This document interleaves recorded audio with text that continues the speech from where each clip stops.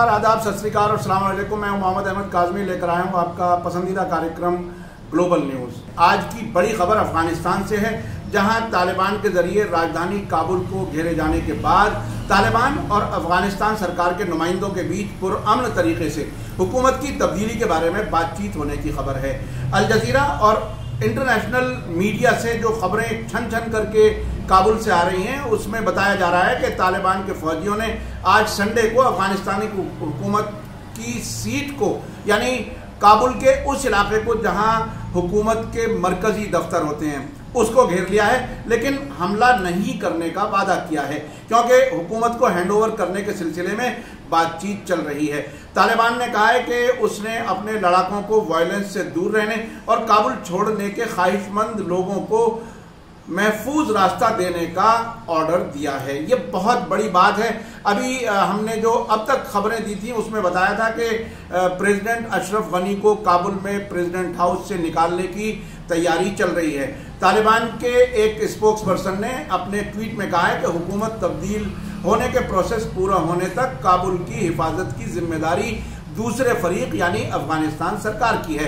अफगान सरकार ने ये इशारे दिए हैं कि इसके फौरन बाद काबुल में जो खूनरेजी हो रही थी उससे बचने के लिए और सत्ता परिवर्तन यानी हुकूमत में तब्दीली के लिए बातचीत चल रही है। यानी अब तालिबान और अफगानिस्तान में जो मौजूदा हुकूमत है वो दोनों तरफ से ये बात कंफर्म हो रही है। इसी बीच जर्मनी की फौज अपनी एम्बेसी के स्टाफ को काबुल से निकालने के लिए कुछ खास पैराट्रूपर्स को लेकर के अफगानिस्तान पहुंच रही है और इसके लिए मदद ली जा रही है A400M ट्रांसपोर्ट हवाई जहाज की, क्योंकि तालिबान लड़ाकों ने अफगान राजधानी को घेर लिया है। ये बात जर्मन के सरकार की तरफ से बताई जा रही है। संडे पेपर में ऐसी सोर्स को, जिसके बारे में नाम नहीं बताया गया है, उसका हवाला देते हुए कहा है कि जहाज आगे की चार्टर उड़ानों के लिए पास के हब जो उज्बेकिस्तान की राजधानी ताशकंद, वो काबुल और ताशकंद के बीच में शटलिंग करेगा और अपने स्टाफ को, अपने एम्बेसी के स्टाफ को लेकर वहां से निकालेगा। इसके अलावा जर्मनी की डिफेंस मिनिस्ट्री के एक स्पोक्स पर्सन ने कहा है कि रात में बड़ी तत्परता के साथ एक निकासी मिशन, वहां से एग्जिट प्लान जो है वो तैयार किया गया है, लेकिन उन्होंने अखबार की रिपोर्ट पर आगे कमेंट नहीं किया है कि आखिर क्या कुछ हो रहा है, क्योंकि ऐसी सूरत हाल में बहुत सी चीजें सीक्रेट रखी जाती हैं और अखबार वालों को भी बाद में पता चलता है कि आखिर क्या कुछ हो रहा है। इससे पहले हमने आपको बताया था कि अमेरिका 3000 फौजी भेज रहा है काबुल में अपना स्टाफ निकालने के लिए, लेकिन जो अंदर से खबर आ रही है वो ये है कि काबुल में प्रेसिडेंट हाउस को घेर करके प्रेसिडेंट अशरफ गनी, उनके वाइस प्रेसिडेंट और कई सीनियर जो ओहदेदार हैं, लीडर्स हैं, उनको अमेरिकन एम्बेसी में शिफ्ट किया जाएगा।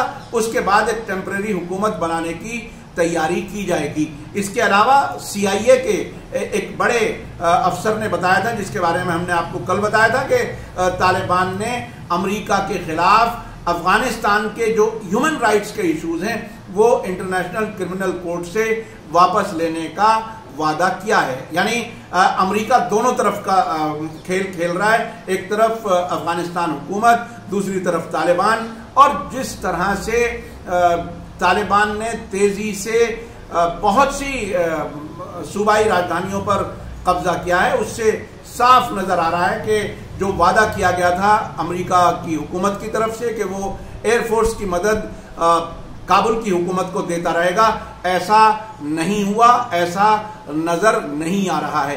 बहरहाल हम मीडिया स्टार वर्ल्ड की तरफ से मुसलसल दुनिया की खबरें आपके सामने पहुंचा रहे हैं। खास तौर पर इस वक्त अफगानिस्तान में जो कुछ हो रहा है वो हम आपको पल पल की खबरें पहुंचा रहे हैं और ये बता रहे हैं कि आखिर क्या कुछ खेल है अमेरिका का, किस तरह से वो वहां पर हुकूमत देखना चाहता है। वो अपनी पसंद की हुकूमत, अपने काम की हुकूमत, ऐसी हुकूमत जो अमेरिका के फायदे का काम करे, उसके लिए मुसलसल कोशिशें कर रहा है।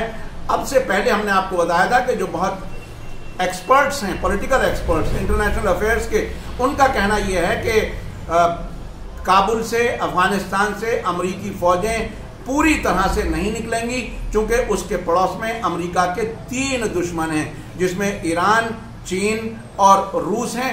इसलिए वो इस सेंट्रल लोकेशन से अपनी फौजें पूरी तरह से वापस नहीं ले जाएगा।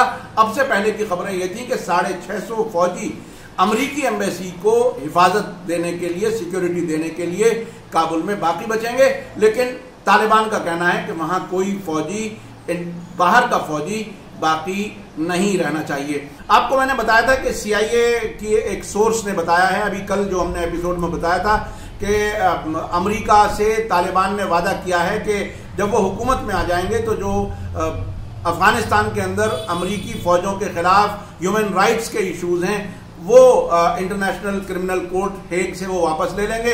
ये भी ऐसी खबरें आ रही थी। इससे पूरा अंदाज हो रहा है कि दोहा में जो तालिबान और अमेरिकी हुकूमत के बीच में बातचीत हुई थी उसमें अभी परत दर परत बहुत सी खबरें आने वाली हैं जो अभी तक नहीं बताई गई हैं।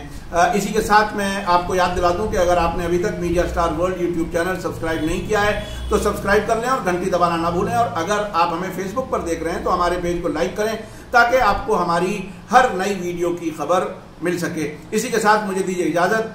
आज का ग्लोबल न्यूज का ये एपिसोड आपको कैसा लगा कमेंट्स में जरूर लिखें। थैंक यू, धन्यवाद, शुक्रिया। जय भारत, जय हिंद।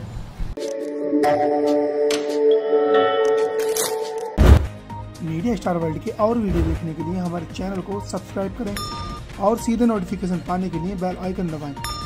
और अगर हमारी खबर सच्ची और अच्छी लगे तो अपने व्हाट्सएप, इंस्टाग्राम, फेसबुक और ट्विटर अकाउंट पर जरूर शेयर करें।